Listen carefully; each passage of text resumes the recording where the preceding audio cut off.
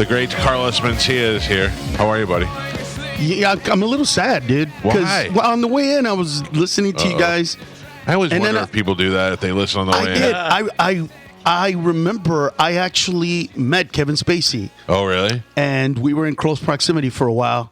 And he never did anything to me. No, right? You were not attracted to him? and like part of me is like, oh, thank God. And part of me is like, what's wrong with me? Like you know what I mean? Yeah. It really was messing with my head. Yeah. I understand. What did you do? Did you do a movie or something with him, or were you just? No, we did an event where they were like promoting like a PlayStation or one of those things where they invite all the celebrities to go. Yeah. And but there was a point in time where we were talking and we were kind of just there. And didn't even flirt with you. No, Nothing. dude. Yeah.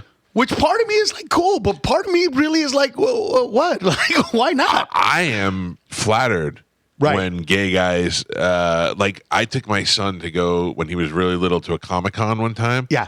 And there was a guy who was a writer for one of the comic books or whatever, and my son was wearing a Green Lantern shirt. And he didn't even see Green Lantern. He had a little Comic-Con shirt on. And the guy that was writing struck up a conversation, and he said, does he know the oath? And I go, no, he has never even seen the movie. And he goes, oh, then what about you? Did you do this? And I'm like, this guy is hitting on me. I can feel it. Like he wasn't just talking to me about it. He was like, what are you doing today? Right. How are you? And then he was looking at me, and I was like, this guy is feeling me. So out, your man. gaydar went off. It went off. Nice. And I never have that feeling where I'm like, how dare you? I'm like, oh, well, thank you. You know, I'm like sexy all of a sudden. I'm like, all right, thank you. He made me feel sexy. That's happened to my brother because my younger brother, Albert, when we were kids, he was kind of closed off. Right. You know, he was kind of, so there's a place called Los Tacos, and it's in Boys Town in West Hollywood. Yeah. So at 2:00 in the morning after the clubs are done, it's the place, bro. Like Boys Town. It is Sounds just like it. flaming gays. I mean, every kind. And when we were kids, when he was a kid, it's probably 19-ish. I took him there, and some dude hit on him, right? And he was pissed. He was like, dude, like I don't like that, dude. Don't go, what are you talking about? Like, do I look gay? I was like, bro, relax. Yeah. So this was in 1989. Oh, it was not 88, cool. 89. It was not cool then. Yeah. Dude, we went there 3 weeks ago. Oh, really? Yeah. And nobody hit on him. And he was literally pissed. Like he changed so much from that time to now. He's not sexy that this anymore. time he was like, what happened, bro? I go, what? Like nobody looked at me. I go, dude, you're old, you're chubby, you're not the same guy, Should have bro. taken advantage of the first time. Should have went with the first one. Yeah. That's So funny. it's a trip how we change. You know what I mean? How things. When I was a kid, I never thought. You know what I mean? I never thought when I was a kid that I'd be doing the things that I do now. You know what I mean? Or the stories that I've done.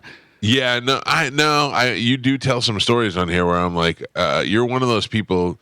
You, Jay Moore. I'm trying to think of who else. Who else are people who are like, this is what I do. I'm having fun and having a good life, and I don't give a flying F what you think. Why should we? No, you shouldn't. But there are too many people that do. Yeah, Jay Moore will just tell you a story, and he'll go, what happened? Like one time. But that's what happened. Before he married the billionaire, he was like, he was beaten down. He just got a divorce, and he was like, yeah. He goes, I go, were you dating now? He goes, no, I'm not dating. He goes, I can't even get it up anymore. He's like, I have erectile dysfunction because I'm depressed and I'm taking drugs. And I was like, you really are putting a lot out there. He goes, why would I hide it? What can I do? Blah, blah, blah, blah. But then all of a sudden, he must have got some Viagra or something because he nailed himself a billionaire. Good for him. It seems to be working out. Carlos Mencia is going to be at the Funny Bone in Ybor City. Which is that weird to say that? Yeah. It is, because I have to, but I don't even know if enough people know that the Improv in Ybor is now called the Funny Bone. Right. Which I just want to make sure people know. So if they're like, well, I'd like to go, I never heard of this Funny Bone before. Right. Yeah. Why do they do that? A new group bought them, or how does that work out? Do you know? Okay, so the guy that owns the Funny Bones, his name is Stroop. He's always had a big part of, I don't know what percentage of his club in Orlando. Oh, I gotcha. And I think it's about 30 to 50 grand for the Improv name. Oh, so he was a month. A month? I think so. Wow. Some crazy number. Where changing it to the Funny Bone is going to save him like hundreds of thousands of dollars. Take it. Yeah. So he just and plus that's his company. So he owns all the Funny Bones across the country. Okay, so he's got a new legacy for himself. He's got a whole new thing. Do you recall what it looks like in there? Did you work last? No, you just got here today. Yeah. Like, Did he change it? No. I love that club. But I don't know if comedians like it because it's high. It's got a balcony in it. But to me, that's just like one of the nicest places. I love it, except for the little step behind you. Yeah. So there's kind of a stage, and then behind the stage, there's another step that I'm always afraid I'm going to hit it and fall backwards, or hit it and fall forwards. Yeah. Please give us permission. That scares the living ass out of me. Please give us permission to laugh at that if you fall off the stage. Oh my God! Yeah. So a lot of people with cerebral palsy have been coming to my shows lately. All right. Okay. You putting that vibe No. out? Here's how it works. Yeah. If I start talking about, so I had a couple of years of transgenders. Yeah. Because did I tell the story here? The Ron Jeremy story? I don't know. Tell us again because I don't remember. So in 1996, Ron Jeremy, introduces me to this beautiful woman. Yes. You can tell it again if you want because I barely remember. Okay. But anyway, basically turned out to be a trans. Right. So anyway, when I started telling that story, a bunch of trans started coming in the show. Gotcha. So I started telling a story about how my aunt, who's also my godmother, she has palsy. And every picture that I've ever taken of her, right, if there's two pictures. There's one where it's like from the belly up of her holding me. Right. And then there's one that's quote unquote funny of people holding their hands underneath because she has palsy. And she dropped me like 5 times in my life. Right. So my dad took those to be funny. Like, you like that picture? I was like, yeah, it looks beautiful. And look at the bottom. And then there's like 2 people holding it together. Yeah. Right. So I started telling this story about when I was a kid. When I was 8 years old, my cousin Benji, who's my age, got shot in the back, and he became a paraplegic. So he ended up at the hospital all the time because of scoliosis. Yeah. He didn't do these raises you're supposed to do so you don't get sores in your butt. Yeah. But he got them all the time. Yeah. So we ended up at this place called Rancho Los Amigos Hospital in Downey, California. It still exists. And it's the poor people hospital. Gotcha. All right. So I started doing stand-up because I'd go there all the time. When you hang out with people with disabilities who are above a certain intellect, below a certain intellect, it doesn't matter. They don't get it. It's irrelevant. But above a certain intellectual level, you just begin to see them as people. Yeah. You ignore their tics. You ignore they talk like this. You don't even see that anymore. Get used to it. Yeah. Exactly. So, bro, when I started doing stand-up, they had an intervention for me. Why? Because they were pissed that when I hung out with them, I told jokes about them. But when I did stand-up, I never brought them up. Okay. Right? So it went like this. And I'm not making fun of them. I'm just doing a good impression.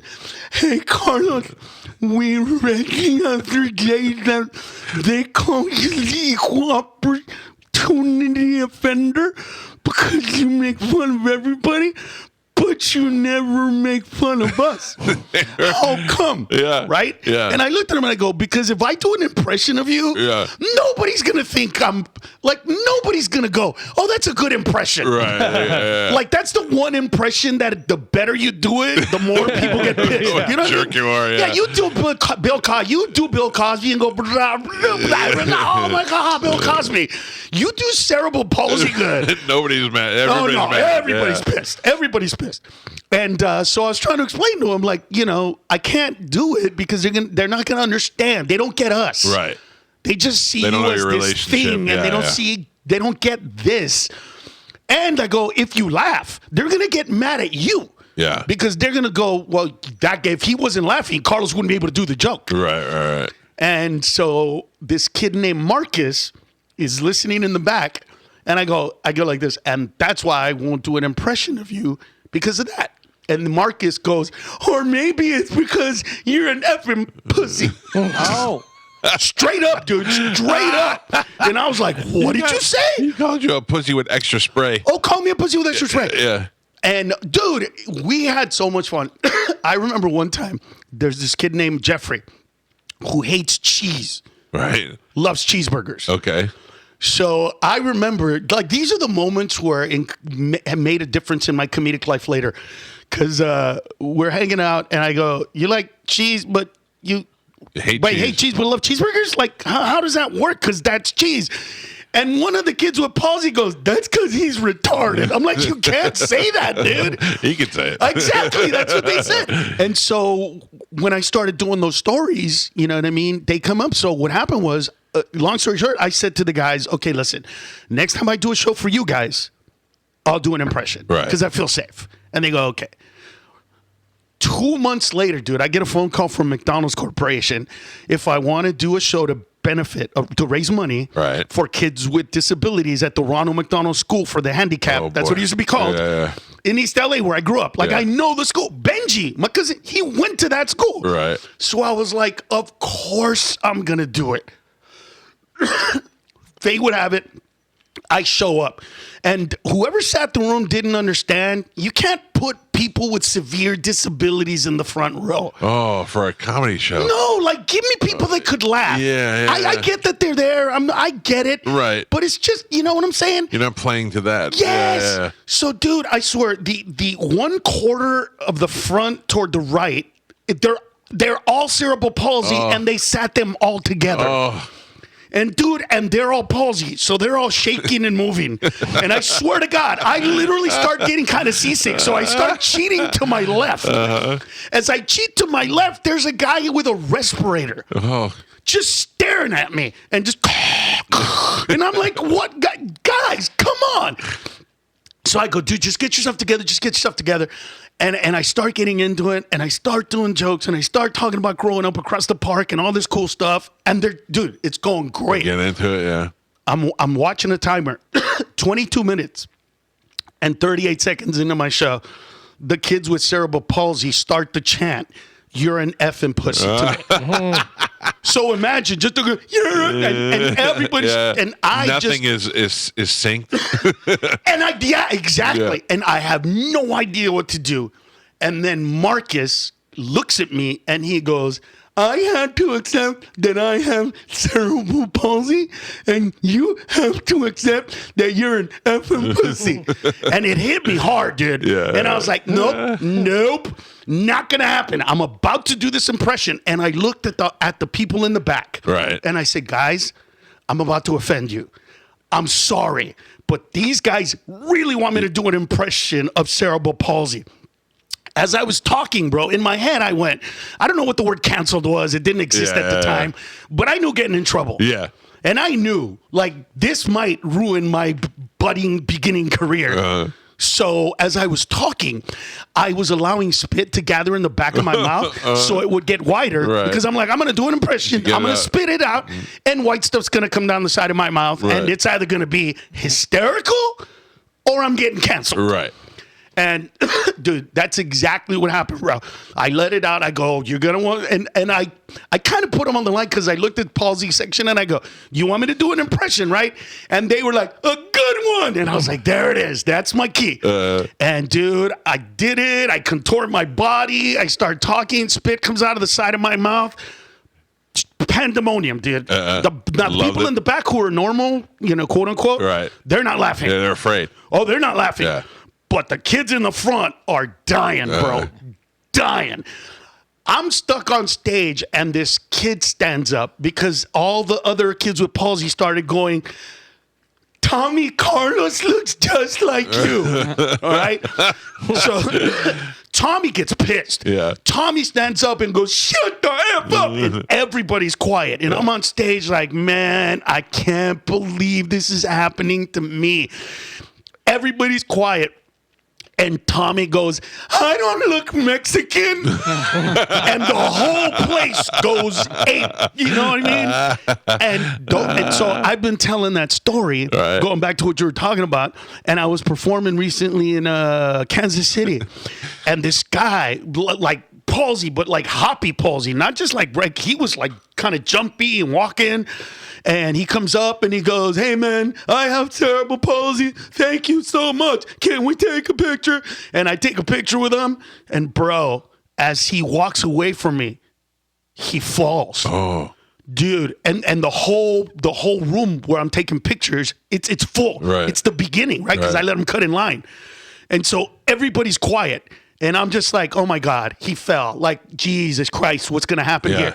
And he just pops himself right back up and he goes, happens all the time. And he just walks away. And I was like, thank you, Jesus. Thank you.